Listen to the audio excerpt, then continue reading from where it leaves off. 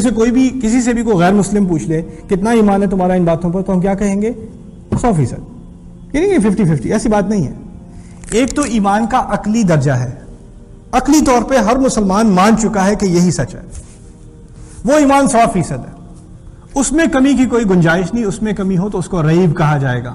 ذالک الکتاب لا ریب فیہ، اس کی کوئی گنجائش نہیں مسلمان کے ہاں، ہمیں شک کی کوئی گنجائش نہیں ہے. آپ کو عقلی طور پہ پورا یقین ہونا ہے کہ یہی سچ ہے. اس کی ایک اور مثال، جب دوسرے پہلو پہ جانے سے پہلے ایک اور مثال سمجھ لیں. اگر کسی انسان کو سمجھ میں آ جائے اچھی طرح کہ گاڑی کے 4 پہیے ہوتے ہیں، تو اب وہ 100% اس کو یقین ہے کہ 4 ہی ہوتے ہیں. اس میں کوئی دوبارہ جا کے چیک کرنے کی ضرورت نہیں، آپ کو پتا ہے اچھی طرح 2 اور 2 ملا کے 4 ہوتے ہیں، آپ کو اچھی طرح پتا ہے 4 ہوتے ہیں. اب اس میں کوئی شک کی گنجائش نہیں رہی. یہ عقلی نتیجہ ہے، ایمان کا ایک عقلی درجہ ہے، ایک عقلی نتیجہ ہے کہ یہ قرآن سچ ہے، یہ نبی واقعی رسول ہے، یہ واقعی خدا کا کلام ہے. یہ تمام چیزیں ایک عقلی نتیجہ بھی ہیں، وہ بھی ایمان ہے. ایک عقلی ایمان سمجھ لیں، اس کو فلسفی ایمان سمجھ لیں. دوسرا درجہ ہے ایمان کا جس کا دل سے تعلق ہے، اور یہ دل سے تعلق جس ایمان کا ہے وہ اونچا بھی ہوتا ہے، نیچا بھی ہوتا ہے. کبھی اوپر جاتا ہے، کبھی نیچے جاتا ہے. کبھی آپ خطبہ سن رہے ہو، آپ کا ایمان اوپر جائے گا. کبھی آپ کسی فضول قسم کی مجلس میں بیٹھے ہو، آپ کا ایمان نیچے چلا جائے گا. آپ کو فضول چیز ٹی وی پہ یا یوٹیوب پہ کہیں اور دیکھ رہے ہو، آپ کا ایمان نیچے جائے گا. آپ کوئی فائدے کی بات سن رہے ہو، آپ کا ایمان اوپر جائے گا. ویسے تو آپ 100% مسلمان ہر وقت ہیں، مانتے تو ہر چیز کو ہیں، اللہ کو بھی مانتے ہیں، رسول کو بھی مانتے ہیں، لیکن انسان کے دل میں کچھ آگ جلتی ہے، کبھی کبھار آنسو نکلتا ہے آنکھ سے کبھی کبھار. وہ کس قسم کا ایمان ہے؟ دل کا ایمان. اب یہاں جو دعویٰ ہو رہا ہے نا، یہ عقلی ایمان کا بھی ہو رہا ہے اور دلی ایمان کا بھی ہو رہا ہے. لیکن ان کے خلاف جو نقد قرآن میں کی گئی ہے وہ بھی 2 طرح کی ہے. یعنی ایک عقلی منافق ہے جو واقعی اصل میں مانتا ہی نہیں کہ یہ سچ ہے، صرف دکھاوے کے لیے مان چکا ہے. رسول صلی اللہ علیہ وسلم کی جب حکومت بنی ہے مدینے میں، تو اس سے پہلے کچھ منافقون لاک عبداللہ بن ابی، اس قسم کے منافق جن کی حکومت بننے والی تھی، اب ان کی حکومت ہاتھ سے نکل گئی کیونکہ ساری حکومت رسول صلی اللہ علیہ وسلم کے ہاتھ میں ہے. تو اب جس پارٹی کے وہ پریزیڈنٹ تھے، اب بننے والے تھے آگے، اب وہ ساری امیدیں جو ہیں برباد ہو گئیں. تو اب مسلمان جو جیتنے والی پارٹی ہے اس کو جوائن کرنا پڑے گا. تو اگر آپ مانتے بھی ہیں تو نہیں، لیکن پھر بھی کرو، نام سے مان لی اور جوائن کر لی، چلو ہاں ہم بھی مسلمان ہیں. ٹھیک ہے نا، وہ بس کہنے کی بات ہے، کہنے کی بات ہے، دل میں اس کی کوئی ایمان نہیں ہے، نہ عقلی طور پہ مانتا ہے. ٹھیک ہے نا. لیکن دوسرا نفاق، ایک نفاق ہے عقلی نفاق.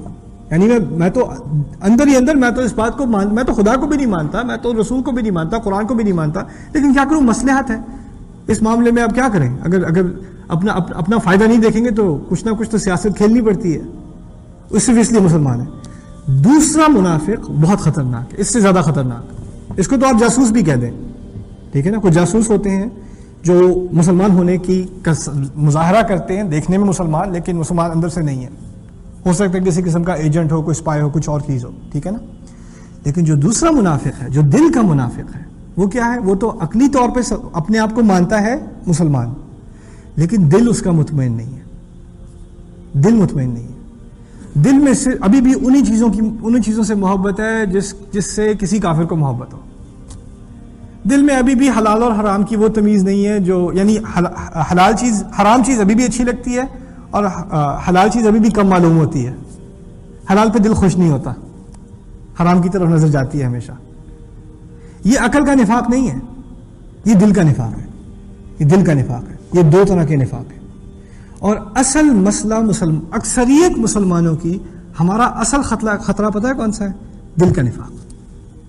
دل کا نفاق. انسان مانتا ہے، ٹھیک ہے، اسلام کو مانتا ہے، لیکن جب دل مطمئن نہ ہو، وَقَلْبُهُ مُطْمَئِنٌ بِالْإِيمَانِ، اس کا دل ایمان پر بالکل مطمئن ہے، جب تک وہ حالت نہ ہو تو پھر روز اوپر نیچے اوپر نیچے اوپر نیچے.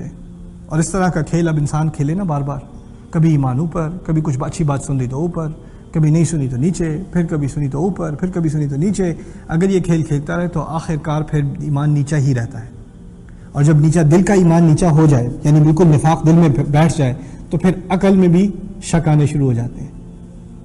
پہلے دل میں آتا ہے مرض، پھر اس کے بعد عقل میں بھی، یہ واقعی اتنے سارے مذہب ہیں دنیا میں، ہمارا ہی صحیح ہے کیا؟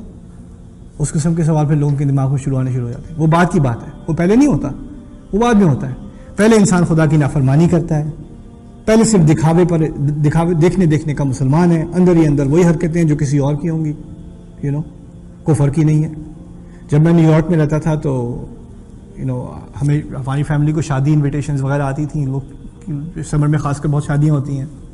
جب میں ہائی اسکول میں تھا تو میرے زیادہ تر دوست ہندو تھے نیو یارک میں, تو مجھے ہندو شادیوں میں بھی جانے کا بہت اتفاق ہوا ہے ہائی اسکول کے دنوں میں. اور میں آپ کو بڑے دعوے سے کہہ سکتا ہوں کہ مسلمانوں کی شادی میں اور ہندوؤں کی شادی میں بہت کم فرق ہے, بہت کم فرق ہے. وہ گانا بجانا جو وہاں, وہی گانا بجانا وہاں, ٹھیک ہے نا. وہ ایک چھوٹی سی رسم ہے ان کی, ٹھیک ہے نا. اس کے علاوہ باقی ایک ہی چیز ہے. ہماری بھی ایک چھوٹی سی رسم ہے, مولانا صاحب آتے ہیں اور پھر رومال اپنے سر پہ ڈال دیتی ہیں, تھوڑی دیر کے لیے ڈی جے بھی والیوم کم کر دیتا ہے, رائٹ. لیکن باقی میں تو کہتا ہوں 19-20 بھی نہیں, 20-20 کوئی فرق نہیں ہے, کوئی فرق نہیں ہے. اور یہ بھی نہیں کہ کوئی ہچکچاہٹ ہو, یہ کیا صحیح ہے. اب نکاح, جسے ہم نکاح کہتے ہیں, النکاح من سنتی, نکاح عبادت ہے, سنت ہے نبی کی صلی اللہ علیہ وسلم. جیسے تم فرض نماز سے پہلے سنتے پڑھتے ہو, نکاح بھی ایک سنت ہے. آپ اندازہ کرو کسی عبادت کے کام میں ایسی حرکتیں کرنا, اندازہ بھی کر سکتا ہے, اور ایسے کھلے دل سے کرنا. اور اگر کوئی اس کے بارے میں کوئی مخالفت بھی کر دے, کوئی بیٹا کہہ دے ابو یہ ذرا کچھ زیادہ ہو گیا ہے اس دعوت میں, کیسی بات کر رہے ہو, خوشی کا دن ہے, خوشی کے دن خدا کی نافرمانی نہیں کرو گے تو اور کب کرو گے. یہ حالت ہو گئی ہے ہماری. یہ نفاق نہیں ہے کیا؟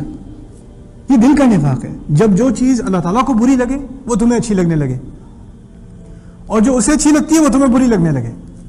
جب یہ تمیز دل میں ختم ہو جائے, دل کی بات ہے یہ اصل میں, تب نفاق بیٹھ چکا ہے, تب بیٹھ چکا ہے نفاق. ان آیات میں عقلی اور قلبی, دل کے نفاق دونوں کے بارے میں بات ہو رہی ہے. تو جو عقلی منافق ہیں وہ بھی خبردار, اور جو دل کا منافق ہو یا اس کو خطرہ ہو وہ بھی خبردار. اور دل کا منافق کون ہو سکتا ہے؟ آخری سوال, دل کا منافق کون ہو سکتا ہے؟ ہم میں سے کوئی بھی ہو سکتا ہے. کب اس کا شکار ہو سکتے ہیں؟ کبھی بھی ہو سکتے ہیں. کبھی بھی آپ اس حملے سے محفوظ نہیں ہیں. اس ایمان کی ہمیشہ حفاظت کرنی ہے. ان آنکھوں کو ہم نے ہمیشہ محفوظ رکھنا ہے, اس زبان کو محفوظ رکھنا ہے, ان ہاتھوں کو محفوظ رکھنا ہے. کہاں سے کمائی کر رہے ہو اس کا بھی دل پہ اثر پڑے گا. کیا کچھ دیکھ رہے ہو روزانہ اس کا بھی دل پہ اثر پڑے گا. کیا کیا باتیں تمہارے منہ سے نکل رہی ہیں اس کا بھی دل پہ اثر پڑے گا. یہ تمام چیزیں ہمارے ایمان پر اثر ڈالتی ہیں. تو جب انسان ان چیزوں کا دھیان رکھنا چھوڑ دے تو پھر نفاق کا مرض بڑھتا پھیلتا چلا جاتا ہے. پھر ایک آخری مرحلہ آتا ہے نفاق کا کہ جب